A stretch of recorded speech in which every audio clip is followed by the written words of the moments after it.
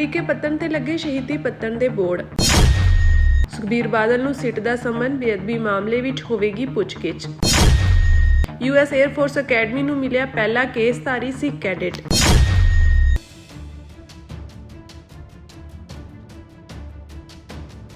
ਸ਼੍ਰੀ ਅਕਾਲ ਤਖਤ ਸਾਹਿਬ ਦੇ ਜਥੇਦਾਰ ਗਿਆਨੀ ਕੁਲਦੀਪ ਸਿੰਘ ਗੜਗੱਜ ਨੇ ਸ਼ਹੀਦਾਂ ਦੀ ਯਾਦ ਵਿੱਚ ਹਰੀਕੇ ਪੱਤਣ ਦਾ ਨਾਂ ਸ਼ਹੀਦੀ ਪੱਤਣ ਐਲਾਨੇ ਜਾਣ ਤੋਂ ਬਾਅਦ ਅੱਜ ਸਿੱਖ ਯੂਥ ਫੈਡਰੇਸ਼ਨ ਭਿੰਡਰਾਂਵਾਲਾ ਨੇ ਉਸ ਸਥਾਨ ਵਿਖੇ ਸ਼ਹੀਦ ਭਾਈ ਜਸਵੰਤ ਸਿੰਘ ਖਾਲੜਾ ਦੀ ਤਸਵੀਰ ਅਤੇ ਸ਼ਹੀਦੀ ਪੱਤਣ ਲਿਖ ਕੇ ਬੋਰਡ ਲਗਾ ਦਿੱਤੇ ਹਨ।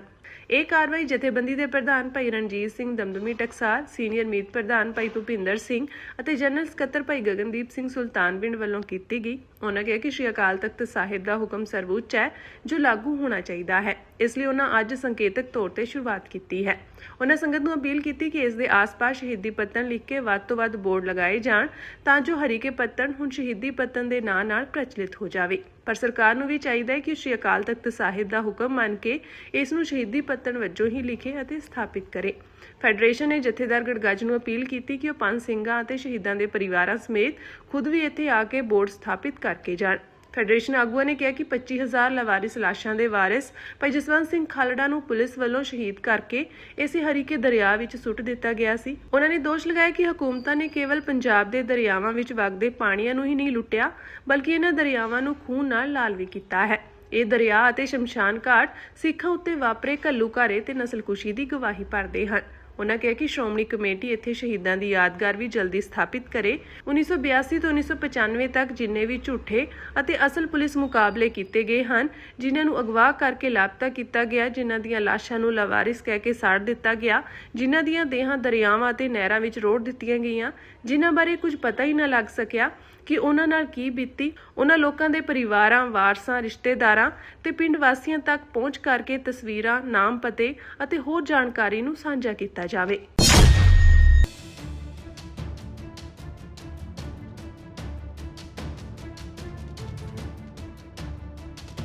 ਸਾਲ 2015 ਦੇ ਬਹਿਬਲ ਕਲਾਂ ਤੇ ਕੋਟਕਪੁਰਾ ਬੇਅਦਬੀ ਮਾਮਲਿਆਂ ਨਾਲ ਸੰਬੰਧਿਤ ਗੋਲੀਕਾਂਡਾਂ ਦੀ ਜਾਂਚ ਕਰ ਰਹੀ ਵਿਸ਼ੇਸ਼ ਜਾਂਚ ਟੀਮ ਵੱਲੋਂ ਇੱਕ ਵੱਡੀ ਕਾਰਵਾਈ ਕਰਦਿਆਂ ਪੰਜਾਬ ਦੇ ਸਾਬਕਾ ਉਪ ਮੁੱਖ ਮੰਤਰੀ ਸੁਖਬੀਰ ਸਿੰਘ ਬਾਦਲ ਨੂੰ ਤਲਬ ਕੀਤਾ ਗਿਆ। ਜਾਂਚ ਅਧਿਕਾਰੀਆਂ ਨੇ ਅਕਾਲੀ ਦਲ ਦੇ ਪ੍ਰਧਾਨ ਨੂੰ ਆਗਾਮੀ ਸੋਮਵਾਰ ਨੂੰ ਪੁੱਛਗਿੱਛ ਲਈ ਜਾਂਚ ਟੀਮ ਦੇ ਸਾਹਮਣੇ ਪੇਸ਼ ਹੋਣ ਦੇ ਹੁਕਮ ਜਾਰੀ ਕੀਤੇ ਹਨ।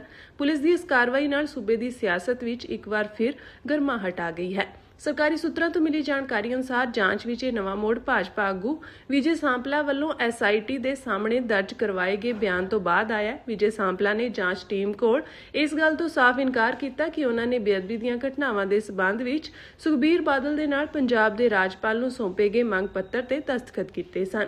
ਸਾਂਪਲਾ ਦੇ ਇਸ ਖੁਲਾਸੇ ਤੋਂ ਬਾਅਦ SIT ਨੇ ਉਸ ਮੰਗ ਪੱਤਰ ਨਾਲ ਜੁੜੇ ਹਾਲਾਤਾਂ ਅਤੇ ਤੱਥਾਂ ਨੂੰ ਸਪਸ਼ਟ ਕਰਨ ਲਈ ਸੁਖਬੀਰ ਬਾਦਲ ਨੂੰ ਦੁਬਾਰਾ ਸੱਦਣ ਦਾ ਫੈਸਲਾ ਕੀਤਾ। ਜ਼ਿਕਰਯੋਗ ਹੈ ਕਿ ਪਿਛਲੇ ਹਫ਼ਤੇ ਹੋਈ ਪੁੱਛਗਿੱਛ ਤੋਂ ਬਾਅਦ ਵਿਜੇ ਸਾਂਪਲਾ ਨੇ ਮੀਡੀਆ ਨੂੰ ਦੱਸਿਆ ਸੀ ਕਿ ਉਹਨਾਂ ਨੇ ਪੁਲਿਸ ਨੂੰ ਮੈਮੋਰੈਂਡਮ ਦੀ ਅਸਲ ਕਾਪੀ ਦਿਖਾਉਣ ਲਈ ਕਿਹਾ ਤਾਂ ਜੋ ਉਹ ਆਪਣੇ ਦਸਤਖਤਾਂ ਦੀ ਪੁਸ਼ਟੀ ਜਾਂ ਇਨਕਾਰ ਕਰ ਸਕਣ। ਜਾਂਚ ਨਾਲ ਜੁੜੇ ਸੂਤਰਾਂ ਨੇ ਦੱਸਿਆ ਕਿ SIT ਅਕਤੂਬਰ 2015 ਵਿੱਚ ਪ੍ਰਦਰਸ਼ਨਕਾਰੀਆਂ ਤੇ ਹੋਈ ਪੁਲਿਸ ਕਾਰਵਾਈ ਤੋਂ ਠੀਕ ਪਹਿਲਾਂ ਦੇ ਘਟਨਾਕ੍ਰਮ ਦੀ ਬਾਰੀਕੀ ਨਾਲ ਜਾਂਚ ਕਰ ਰਹੀ ਹੈ। ਇਸ ਤੋਂ ਪਹਿਲਾਂ ਸ਼੍ਰੋਮਣੀ ਅਕਾਲੀ ਦਲ ਦੇ ਸਾਬਕਾ ਵਿਧਾਇਕ ਮਨਤਾਰ ਸਿੰਘ ਬਰਾੜ ਨੇ SIT ਨੂੰ ਦੱਸਿਆ ਸੀ ਕਿ ਪ੍ਰਦਰਸ਼ਨਕਾਰੀਆਂ ਖਿਲਾਫ ਕਾਰਵਾਈ ਸ਼ੁਰੂ ਕਰਨ ਤੋਂ ਪਹਿਲਾਂ ਉਹਨਾਂ ਦੀ ਤਤਕਾਲੀ ਮੁੱਖ ਮੰਤਰੀ, ਗ੍ਰਹਿ ਮੰਤਰੀ ਅਤੇ DGP ਨਾਲ ਗੱਲਬਾਤ ਹੋਈ ਸੀ। ਇਸ ਜਾਂਚ ਵਿੱਚ ਇੱਕ ਹੋਰ ਅਹਿਮ ਕੜੀ ਉਸ ਵੇਲੇ ਜੁੜੀ ਜਦੋਂ ਤਤਕਾਲੀ ਮੁੱਖ ਮੰਤਰੀ ਪ੍ਰਕਾਸ਼ ਸਿੰਘ ਬਾਦਲ ਦੇ OSD ਨੇ SIT ਕੋਲ ਇਸ ਗੱਲ ਦੀ ਪੁਸ਼ਟੀ ਕੀਤੀ ਕਿ ਪ੍ਰਦਰਸ਼ਨਕਾਰੀਆਂ ਨੂੰ ਹਟਾਉਣ ਦੇ ਹੁਕਮ ਰਾਤ ਦੇ ਸਮੇਂ ਦੇ ਦਿੱਤੇ ਗਏ ਸਨ। ਜਾਂਚਕਰਤਾਵਾਂ ਲਈ ਇਹ ਵੇਰਵਾ ਬੇहद ਅਹਿਮ ਮੰਨਿਆ ਜਾ ਰਿਹਾ ਹੈ ਕਿਉਂਕਿ ਇਸ ਨਾਲ ਇਹ ਪਤਾ ਲਗਾਉਣ ਵਿੱਚ ਮਦਦ ਮਿਲੇਗੀ ਕਿ ਅਸਲ ਵਿੱਚ ਤਾਕਤ ਦੀ ਵਰਤੋਂ ਕਰਨ ਦੀ ਇਜਾਜ਼ਤ ਕਿਸਨੇ ਦਿੱਤੀ ਸੀ ਅਤੇ ਇਹ ਫੈਸਲਾ ਕਦੋਂ ਲਿਆ ਗਿਆ ਸੀ।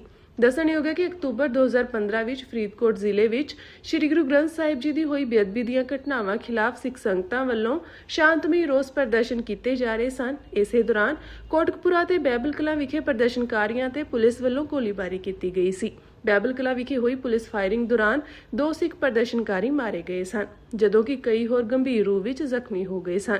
ਹੁਣ SIT ਇਸ ਮਾਮਲੇ ਦੇ ਦੋਸ਼ੀਆਂ ਤੱਕ ਪਹੁੰਚਣ ਲਈ ਜਾਂਚ ਨੂੰ ਤੇਜ਼ੀ ਨਾਲ ਅੱਗੇ ਵਧਾ ਰਹੀ ਹੈ।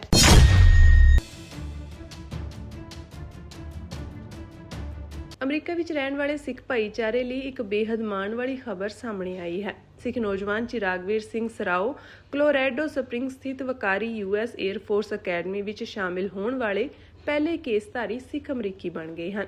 ਅਮਰੀਕਨ ਸਿੱਖ ਕੌਂਸਲ ਵੱਲੋਂ ਇਸ ਇਤਿਹਾਸਕ ਪ੍ਰਾਪਤੀ ਦੀ ਅਧਿਕਾਰਤ ਪੁਸ਼ਟੀ ਕੀਤੀ ਗਈ ਹੈ। ਕੌਂਸਲ ਮੁਤਾਬਕ ਚਿਰਾਗਵੀਰ ਸਿੰਘ ਨੂੰ 4 ਅਪ੍ਰੈਲ ਨੂੰ ਅਕੈਡਮੀ ਵਿੱਚ ਨਿਯੁਕਤ ਕੀਤਾ ਗਿਆ ਸੀ ਅਤੇ ਲੰਮੀ ਪ੍ਰਕਿਰਿਆ ਤੋਂ ਬਾਅਦ 20 ਜੂਨ ਨੂੰ ਉਹਨਾਂ ਨੂੰ ਵਿਸ਼ੇਸ਼ ਧਾਰਮਿਕ ਛੋਟ ਪ੍ਰਦਾਨ ਕੀਤੀ ਗਈ।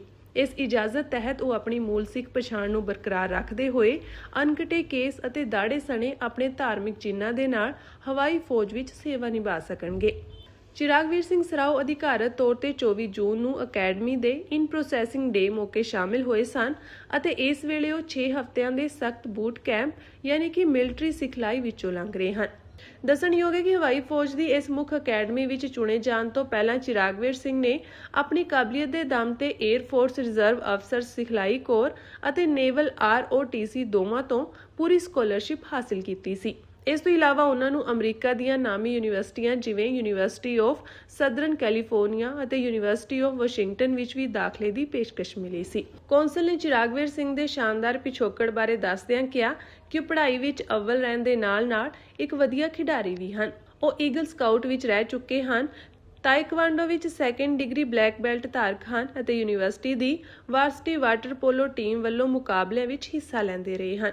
ਜ਼ਿਕਰਯੋਗ ਹੈ ਕੋਲੋਰਾਡੋ ਸਪ੍ਰਿੰਗ ਸਥਿਤ United States air force academy America ਦੀਆਂ 5 ਸੰਘੀ ਸੇਵਾ ਅਕੈਡਮੀਆਂ ਵਿੱਚੋਂ ਇੱਕ ਹੈ। ਇੱਥੇ ਨੌਜਵਾਨਾਂ ਨੂੰ ਉੱਚ ਸਿੱਖਿਆ ਦੇ ਨਾਲ-ਨਾਲ ਸਖਤ ਮਿਲਟਰੀ ਅਤੇ ਲੀਡਰਸ਼ਿਪ ਟ੍ਰੇਨਿੰਗ ਦਿੱਤੀ ਜਾਂਦੀ ਹੈ। ਇੱਥੋਂ ਗ੍ਰੈਜੂਏਟ ਹੋਣ ਵਾਲੇ ਕੈਡਿਟਾਂ ਨੂੰ ਅਮਰੀਕੀ ਹਵਾਈ ਫੌਜ ਜਾਂ ਅਮਰੀਕੀ ਸਪੇਸ ਫੌਜ ਵਿੱਚ ਸਿੱਧੇ 2nd ਲੈਫਟੀਨੈਂਟ ਵਜੋਂ ਤਾਇਨਾਤ ਕੀਤਾ ਜਾਂਦਾ ਹੈ।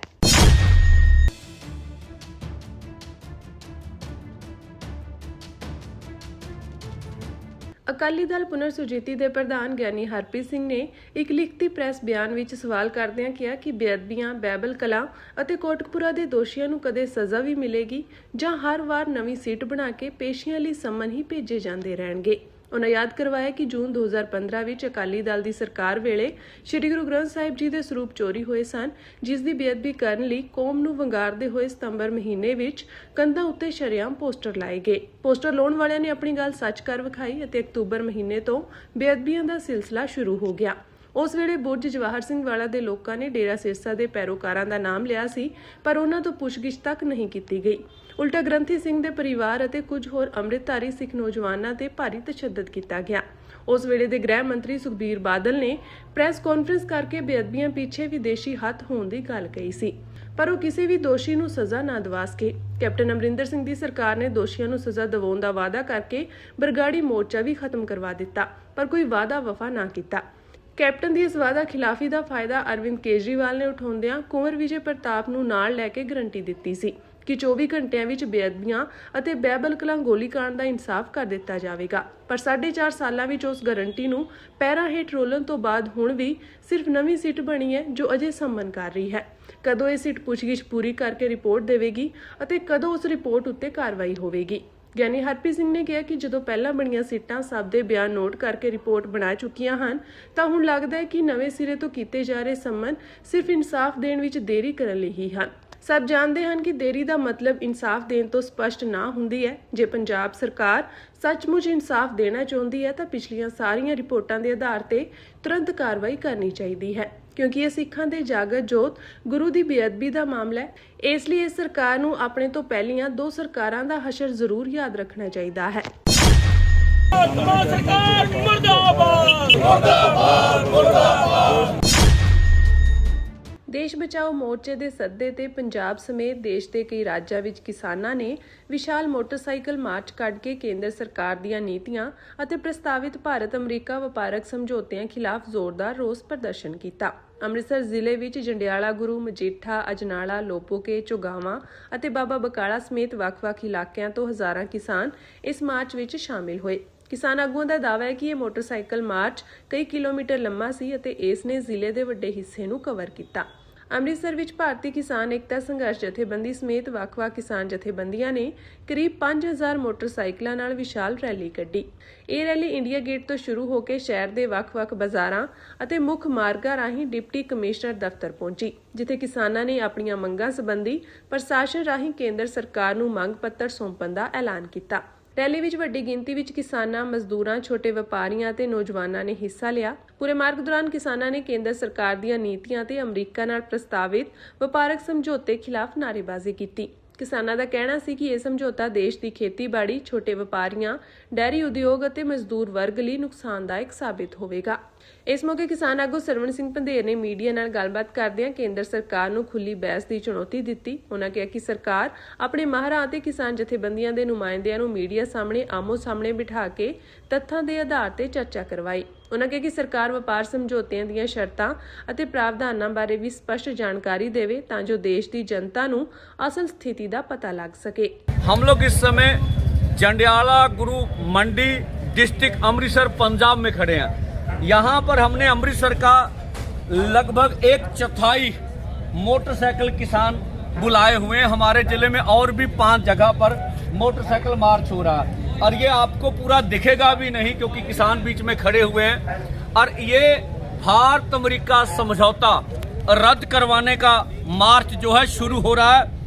जो मैं कहना चाहूँगा कि जो प्रचार माध्यमों में आ रहा है भी देश हित में है, खेती बीच में नहीं है। जो पहले समझौते का जो सूचना निकल के आई थी उसमें सोयाबीन, मक्की, पशु चारा, बादाम, सेब और सूखे मेवे ये शामिल थे। और ये हम माननीय प्रधानमंत्री से सवाल करेंगे भी इसमें क्या गलत है, इसमें क्या गलत है। इसके अलावा और खेती उत्पाद ये भी शब्द उसमें शामिल किए हैं, ये क्या गलत है। इसके अलावा जो वाइड रेंज की बात की है जिसके मायने वाइड रिंगिंग ट्रेड एग्रीमेंट, जो हम कह सकते हैं हिंदी में बोलना हो तो व्यापक व्यापारक समझौता जो ना बहुत बड़ा, तो उसमें सब कुछ आ जाता है। हम चाहेंगे कि देश के प्रधानमंत्री जी, देश की हमारी भाजपा सरकार आज जो लाखों मोटरसाइकिल या साइकिल पूरे देश भर में निकल रहे मार्च, उनकी आवाज का सम्मान करें। दोबारा भारत अमेरिका समझौता और अन्य देशों के साथ जो फ्री ट्रेड एग्रीमेंट किया जा रहा उसके बारे में विचार करें और इस समझौते को रद्द करें। हमारा मानना है कि मीडिया का ज्यादातर हिस्सा जो है वो मोदी सरकार ने कैप्चर कर लिया है, जिसे हम हिंदी का गोदी मीडिया कहते हैं। अब पंजाबी का गोदी मीडिया भी इसमें शामिल हो गया। सभी चैनल बुरे नहीं होते और ये विपक्ष और सत्ता पक्ष मिलकर आज अमृतसर की प्रेस को अंगेज करने की जिम्मेवारी जो अमृतसर के एमपी हैं गुरजीत औजला उन्होंने ली रही है कि आज किसानों को चैनलों पे दिखाने नहीं देंगे। इसलिए आज ज्यादातर मीडिया यहाँ नहीं पहुंच रहा है और हम चाहेंगे भी हमारी वीडियो को अधिक से अधिक शेयर कर दीजिए ताकि लोगों तक हमारा मैसेज पहुंच जाए। ਪੰਜਾਬ ਮਨੁੱਖੀ ਅਧਿਕਾਰ ਸੰਗਠਨ ਵੱਲੋਂ ਅੱਜ ਚੰਡੀਗੜ੍ਹ ਵਿਖੇ ਇੱਕ ਮਹੱਤਵਪੂਰਨ ਪ੍ਰੈਸ ਕਾਨਫਰੰਸ ਕੀਤੀ ਗਈ। ਇਸ ਕਾਨਫਰੰਸ ਦੀ ਪ੍ਰਧਾਨਗੀ ਸੰਗਠਨ ਦੇ ਚੇਅਰਮੈਨ ਜਸਟਿਸ ਰਣਜੀਤ ਸਿੰਘ ਨੇ ਕੀਤੀ। ਆਪਣੇ ਸੰਬੋਧਨ ਦੌਰਾਨ ਜਸਟਿਸ ਰਣਜੀਤ ਸਿੰਘ ਨੇ ਕਿਹਾ ਕਿ ਸ਼ਹੀਦ ਜਸਵੰਤ ਸਿੰਘ ਖਾਲੜਾ ਦੇ ਕਾਤਲਾਂ ਦੀ ਰਿਹਾਈ ਨੇ ਨਿਆਂ ਪ੍ਰਣਾਲੀ, ਮਨੁੱਖੀ ਅਧਿਕਾਰਾਂ ਤੇ ਕਾਨੂੰਨ ਦੇ ਰਾਜ ਸੰਬੰਧੀ ਗੰਭੀਰ ਚਿੰਤਾਵਾਂ ਨੂੰ ਜਨਮ ਦਿੱਤਾ ਹੈ। ਉਹਨਾਂ ਕਿਹਾ ਕਿ ਸ਼ਹੀਦ ਖਾਲੜਾ ਨੇ ਪੰਜਾਬ ਵਿੱਚ ਮਨੁੱਖੀ ਅਧਿਕਾਰਾਂ ਦੀ ਰੱਖਿਆ ਲਈ ਆਪਣਾ ਜੀਵਨ ਕੁਰਬਾਨ ਕੀਤਾ ਸੀ ਅਤੇ ਉਹਨਾਂ ਦੇ ਕਾਤਲਾਂ ਦੀ ਰਿਹਾਈ ਨਾਲ ਪੀੜਤ ਪਰਿਵਾਰਾਂ ਅਤੇ ਮਨੁੱਖੀ ਅਧਿਕਾਰਾਂ ਦੇ ਹਿਮਾਇਤੀਆਂ ਦੀਆਂ ਭਾਵਨਾਵਾਂ ਨੂੰ ਡੂੰਘੀ ਠੇਸ ਪਹੁੰਚੀ ਹੈ। ਪ੍ਰੈਸ ਕਾਨਫਰੰਸ ਦੌਰਾਨ ਪੰਜਾਬ ਸਰਕਾਰ ਦੀ ਭੂਮਿਕਾ ਅਤੇ ਜਵਾਬਦੇਹੀ ਤੇ ਵੀ ਗੰਭੀਰ ਸਵਾਲ ਉਠਾਏ ਗਏ। ਸੰਗਠਨ ਨੇ ਕਿਹਾ ਕਿ ਪੰਜਾਬ ਵਿੱਚ ਵਾਪਰੀ ਸਰਕਾਰੀ ਅਤੇ ਗੈਰ ਸਰਕਾਰੀ ਹਿੰਸਾ ਦੇ ਪੀੜਤਾਂ ਨੂੰ ਅਜੇ ਤੱਕ ਪੂਰਾ ਨਿਆਂ ਨਹੀਂ ਮਿਲਿਆ ਅਤੇ ਇਸ ਮਾਮਲੇ ਵਿੱਚ ਸੱਚ ਨੂੰ ਸਾਹਮਣੇ ਲਿਆਉਣਾ ਸਮੇਂ ਦੀ ਵੱਡੀ ਲੋੜ ਹੈ। ਜਿਹੜਾ ਮੈਂ ਸਮਝਦਾ ਕਿ ਜਿਹੜਾ ਇਹ ਜ਼ੁਲਮ ਜਿਹੜਾ ਹੋਇਆ ਸੀ, ਜਿਹੜਾ ਖਾਲੜਾ ਜੀ ਦਾ ਕਤਲ ਹੋਇਆ ਸੀ, ਉਹ ਇੱਕ ਐਸਾ ਐਸਾ ਅਫੈਂਸ ਹੈ ਜਿਹਦੇ ਵਿੱਚ ਜਿਹੜਾ ਐਗਜ਼ੈਕਟਿਵ ਪਾਰਡਨ ਹੈ, ਜਿਹੜਾ ਕਨਸਟੀਟਿਊਸ਼ਨਲ ਪ੍ਰੋਵੀਜ਼ਨ, ਉਹ ਬਿਲਕੁਲ ਇਸਤੇਮਾਲ ਹੋਣਾ ਹੀ ਨਹੀਂ ਚਾਹੀਦਾ। ਇਹ ਜਿਹੜਾ ਤੁਸੀਂ ਦੇਖੋ ਨਾ, ਕਈ ਕੇਸਿਸ ਦੇ ਵਿੱਚ ਜਿਹੜੇ ਸਜ਼ਾ ਨੇ 30 ਸਾਲ ਹੋ ਗਏ ਨੇ, 25 ਸਾਲ ਹੋ ਗਏ ਨੇ, ਉਹਨਾਂ ਨੂੰ ਮਾਫੀਆਂ ਨਹੀਂ ਮਿਲੀਆਂ।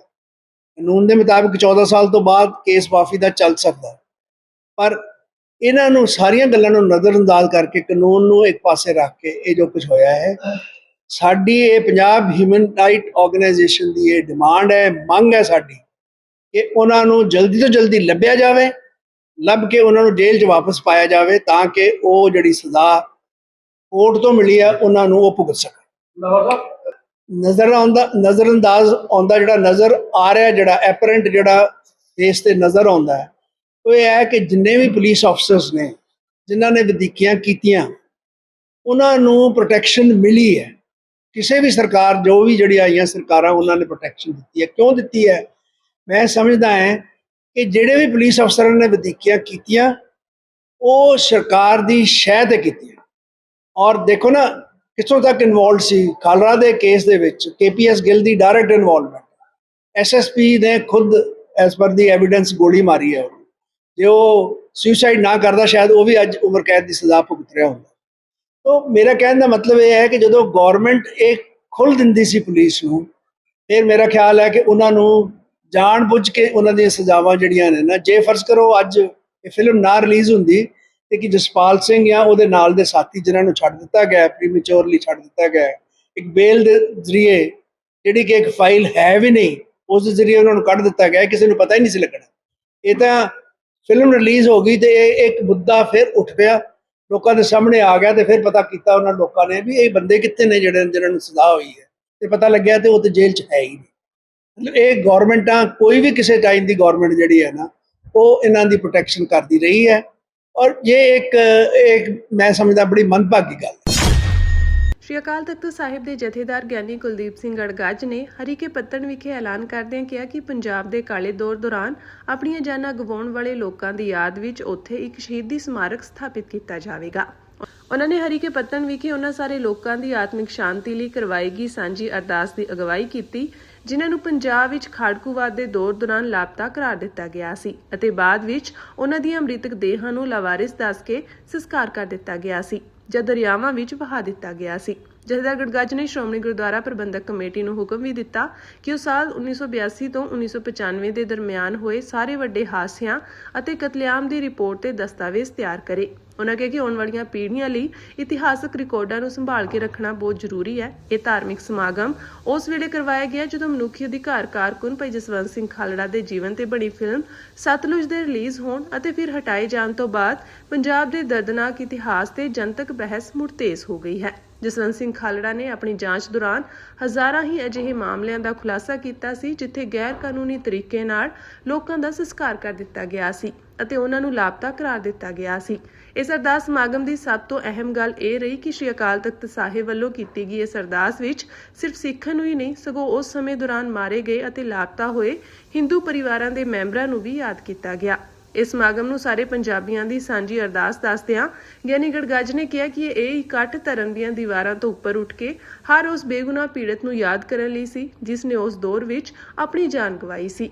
ਅੱਜ ਜਦੋਂ ਅਸੀਂ 21ਵੀਂ ਸਦੀ ਦੇ ਵਿੱਚ ਖੜੇ ਹਾਂ ਤਾਂ ਅਸੀਂ ਗੁਰੂ ਅੱਗੇ ਅਰਦਾਸ ਕੀਤੀ, ਇਹੋ ਜਿਹਾ ਹਾਕਮ ਦੁਨੀਆ ਤੇ ਕਿਤੇ ਵੀ ਨਾ ਆਵੇ ਜਿਹੜਾ ਮਾਵਾਂ ਦੇ ਪੁੱਤ, ਭੈਣਾਂ ਦੇ ਭਰਾ ਅਤੇ ਪਤਨੀਆਂ ਦੇ ਪਤੀ ਤੇ ਬੱਚਿਆਂ ਦੇ ਬਾਪ ਨੂੰ ਦਿਨ ਦਿਹਾੜੇ ਚੁੱਕ ਕੇ ਮਾਰ ਕੇ ਤੇ ਫਿਰ ਦੋਸ਼ੀ ਸਾਨੂੰ ਹੀ ਉਹ ਡਿਕਲੇਅਰ ਕਰ ਦੇ।